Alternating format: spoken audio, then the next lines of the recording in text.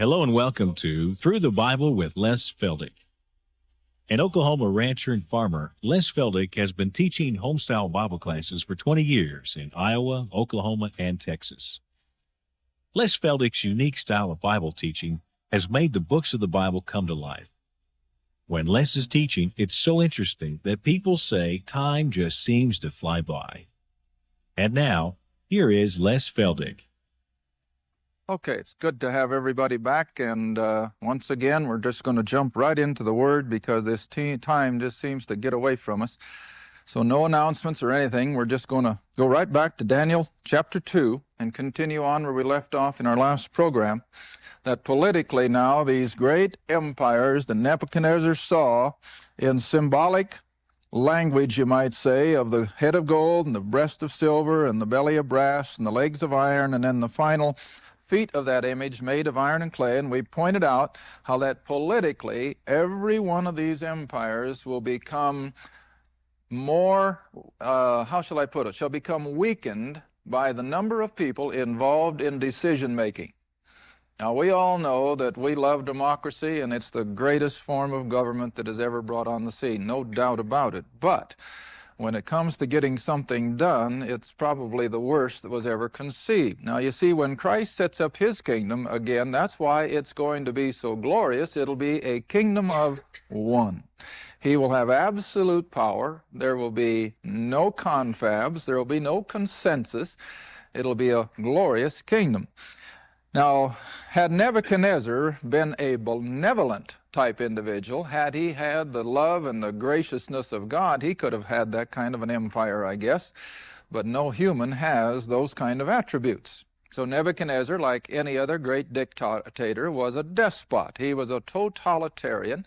He had no concern about his subjects, but nevertheless, his decision-making was within himself. And as we've seen now all through human history, that all these empires were inferior to the one before politically. But now over here, militarily, naturally, each one became greater until we get down to what we call the revived Roman Empire, or our present European community. Yet NATO and the various other military organizations have the tremendous power of nuclear weapons and the technology and all the other things that we've witnessed over the last few years. So keep this in mind, that as these empires came on the scene, they're all Gentile, but in every one of these empires, Israel was connected. Every one of these empires included the land of Palestine and the city of Jerusalem. Now, the iron and clay, the 10 toes of the European community, as yet do not have that kind of a relationship with the nation of Israel. It's mostly America that is keeping the little nation going. But never lose sight of the fact that the Antichrist is going to come out of the geographical area of the old Roman Empire. Now, we'll see that in a few weeks when we get to Daniel chapter 9. I personally think he'll come from Western Europe. Others think he may come from the Middle East or the Mediterranean, but be that as it may, he's going to come from someplace out of that old Roman Empire, and he's going to come in, as I was just looking at a verse during break time, in Daniel, it says he's going to come in peaceably and with flatteries. Now, you look at Europe tonight with all their turmoil, their ethnic problems and their immigrant problems, their political problems, their economic problems. If suddenly a man should come on the scene, especially in Europe, more so than any other place in the world tonight, if some man would come on the scene with the charisma of a John F. Kennedy and with the diplomacy of a Henry Kissinger, and maybe with some of the other economic smarts of a Milton Friedman and so forth, if this guy could come on the scene with all these attributes rolled up into one and seemingly have all the answers to their problems, you know what they would do? They'd fall on their knees and kiss his feet in a minute. In fact, maybe some of you heard it. I think it was on one of the news commentaries here in the last couple of weeks where they were interviewing some of the German youth who were in some of these demonstrations and so forth. And in interviewing them, asking what they really wanted. One of them just said it right straight out. He said, if a man could come on the scene that would be a leader, we'd follow him in a minute. Well, the world is getting ready for that. And so as we see these empires, they've come and gone through history, but we are now down to the iron and clay toes of the Western Europe Consortium of Nations. Now, I think it is so perfectly illustrated with iron and clay. Now, you know, being an old farmer, I can remember way, way back before farmers mixed their concrete with washed sand, they would use any kind of gravel they could get their hands on. Now, if you mix even the best of cement with just simply gravel, how long will that cement last? Well, not long at all, and it just starts crumbling because it just doesn't have the ability to cleave. Now, that's the way Europe is tonight.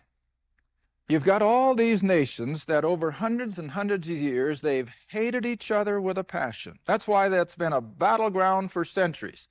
The Germans hate the French, and the French hate these, and the Spaniards hate the Italians, and what have you. And those hatreds run deep. And even though they have agreed to come together now in a political and an economic United States of Europe, yet the whole thing is so fragile because of those latent hatreds, and that, I think, is what's depicted here in the iron and the clay. It's got strength, but it's got that weakness. And so even though they are going to come together, and they were hoping, of course, to have it all done by the end of 1992, but it's going to happen. They're going to have a United States of Europe one day. And then out of that consortium of 10 nations, I don't care whether it's 12 today or 14 or 8 or 9, they're going to end up with 10 because the book says so. And out of those 10 nations then will come the man, the Antichrist. And he will make that treaty with Israel, as we'll be seeing in a few weeks, that will trigger then God's time clock of prophecy once again, and those final 7 years will click off. So anyway, if you'll come back to chapter 2 so we can wind up this vision with Nebuchadnezzar, come down to verse 43. And Daniel says to the O king, now whereas in that dream you saw iron mixed with miry clay, they shall mingle themselves with the seed of men, just exactly as Europe is doing tonight. But they shall not cleave one to another. In other words, there's not going to be a real political unity. The whole thing will be fragile. And for this reason, it's going to be so ripe for a one man to come on the scene. And I'll tell you what, we're getting close. Now, I'm not a date setter, you know that. But I do feel that we are getting so close to the appearance of the Antichrist. And remember, before he makes his appearance, we have to go.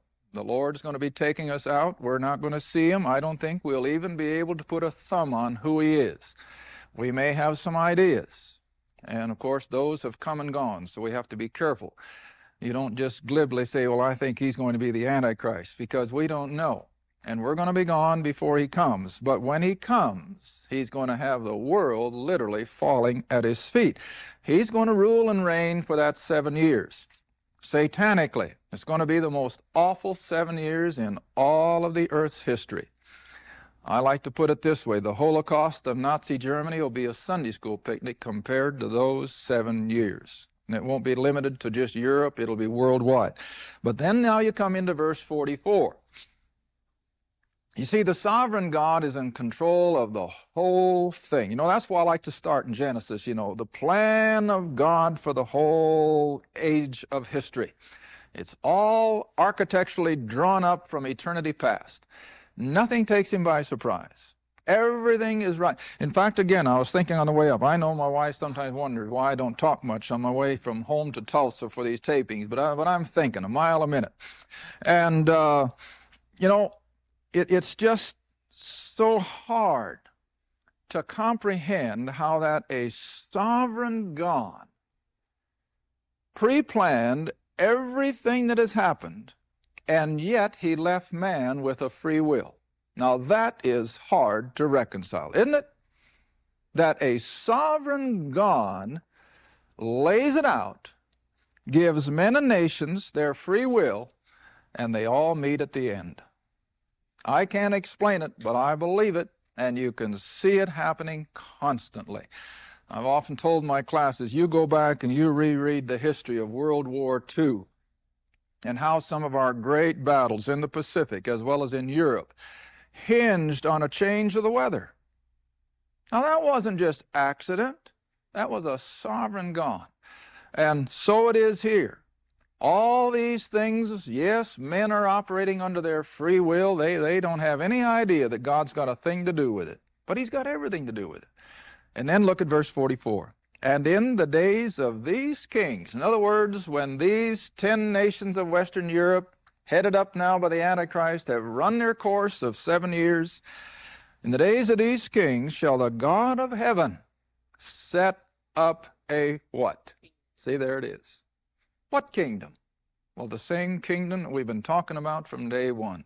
This kingdom that he's going to have on the earth. He will set up a kingdom which shall never be destroyed. Now, you want to remember, the book of Revelation puts a time element on the kingdom. How long? 1,000 years. Consequently, we get the term the millennium. And even the world likes to use it. Have you noticed lately, when they talk about the next 1,000 years as the millennium, well, they're talking, of course, in secular terms of the next 1,000 years from 2,000 to 3,000. But the 1,000 years that Scripture refers to, and we call the millennium, is that 1,000 years of rule and reign. But we know it's going to end by, again, the providential acts of a sovereign God, and everything is going to have to go through a great turmoil. But when the new earth and the new heaven come on the scene, it's going to be the same set of circumstances that we saw in that 1,000 years. Now, it took me a while to come to that conclusion, but I'm so convinced of it now, I speak it without apology, that the 1,000-year reign of Christ is limited in time. Absolutely it is. The Scripture says 1,000 years. But in essence, that same kingdom economy is going to go right on into all eternity. That's why the language always speaks as it does here, that this kingdom shall never be destroyed. It'll never end. Oh, it'll be interrupted again. But it's going to come right back on the scene for eternity. Now, I've always gotten a kick out of seeing people light up when I explain to them that when we go into our eternal abode and our eternal estate, we're not going to float around up on some ethereal cloud in some kind of an invisible spirit form and strum an invisible harp. That's not going to be heaven. Heaven is going to be a place of intense activity. We're going to be so busy. Now, you know, idle mind is the devil's workshop, so God's not going to have anything to do with idleness. We're going to be busy. We're going to have tremendous activity. And it's going to be glorious beyond our comprehension. Never lose sight of that. I tell men who love to fish, I don't know whether you're going to fish in that new heaven and that new earth, but there's going to be something even better than that. For guys who love to hunt, there's going to be something better than hunting. For those who love pro football, there's going to be something better than pro football. We're going to be busy. We're going to be active. And so this kingdom that is ushered in at the return of Christ on a glorious earth wherein the curse has been lifted, tremendous production, there's going to be tremendous population explosion. Now, I have to put everybody on television on hold on that. We'll explain that someday. But there's going to be a tremendous population explosion, tremendous production, and it's going to be glorious. But it's going to go on into all eternity. Now, come back to the verse. And this kingdom shall not be left to other people, but it shall break in pieces and consume all these kingdoms. In other words, all these great Gentile kingdoms that were precipitated and were based on nothing but greed. You know, I was so thrilled here, several months ago.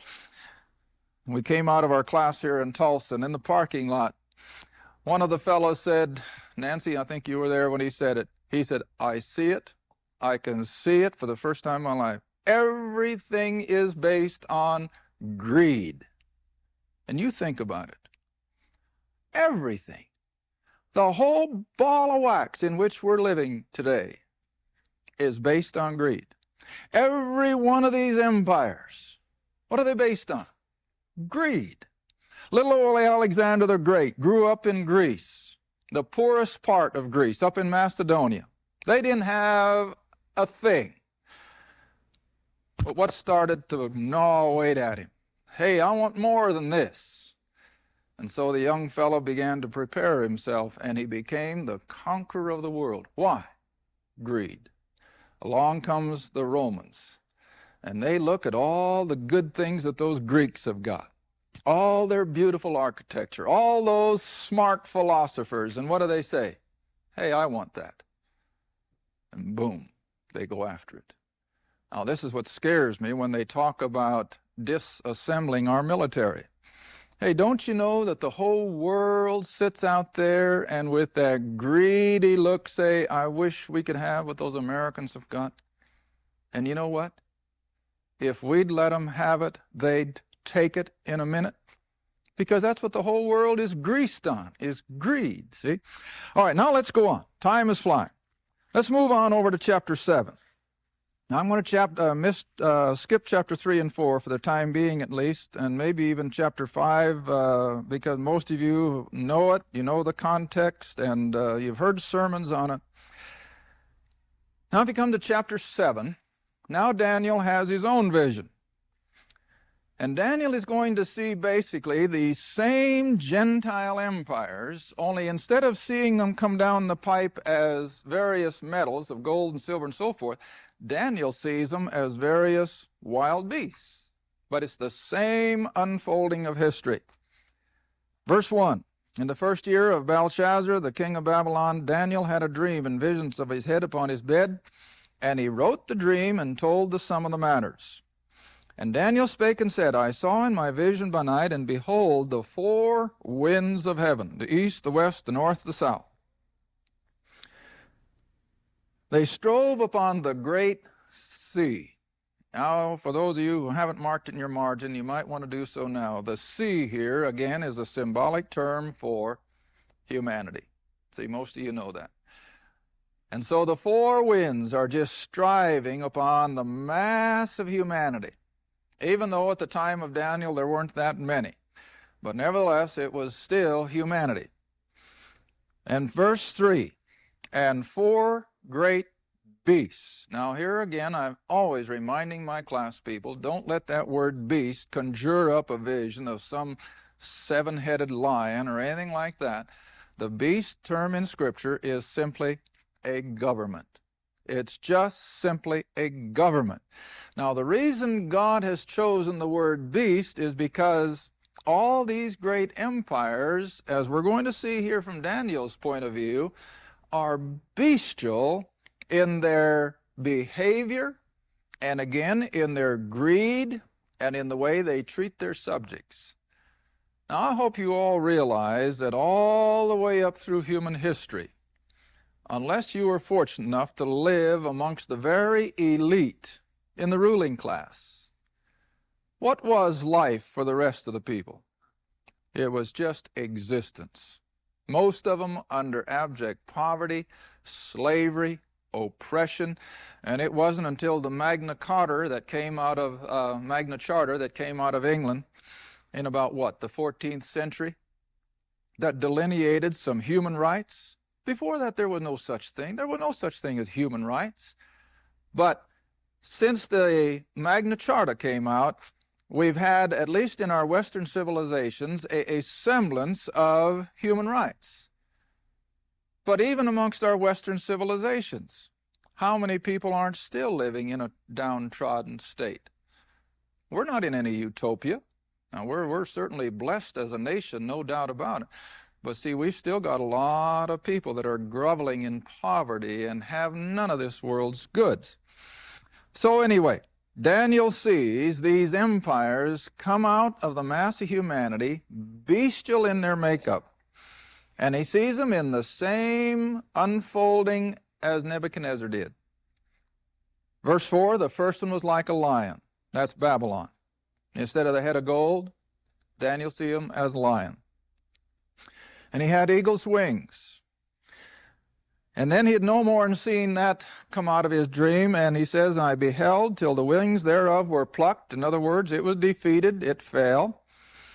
And it was lifted up from the earth and made stand upon the feet as a man, and a man's heart was given to it. And then verse 5, as a result of that fall, what happened? Well, another empire and another beast. Now we know it was the Medes and the Persians.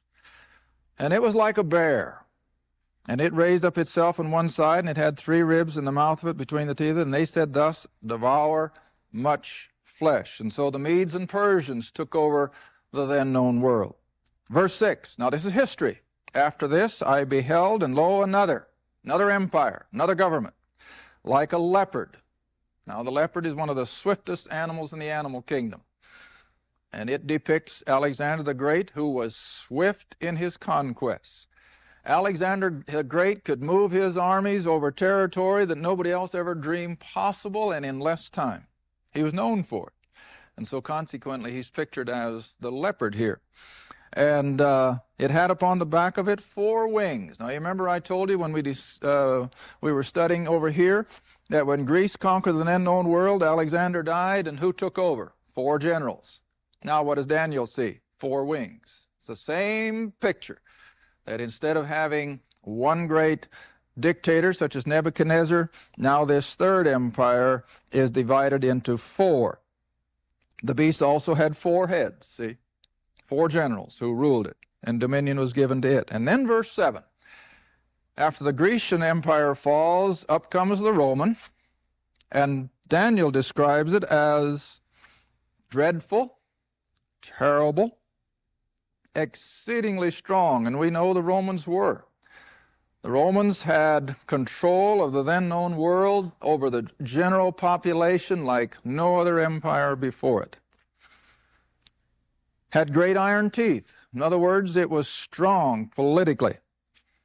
And it devoured and brake in pieces and stamped the residue with the feet of it. And it was diverse, or it was different from all the empires before it. Why?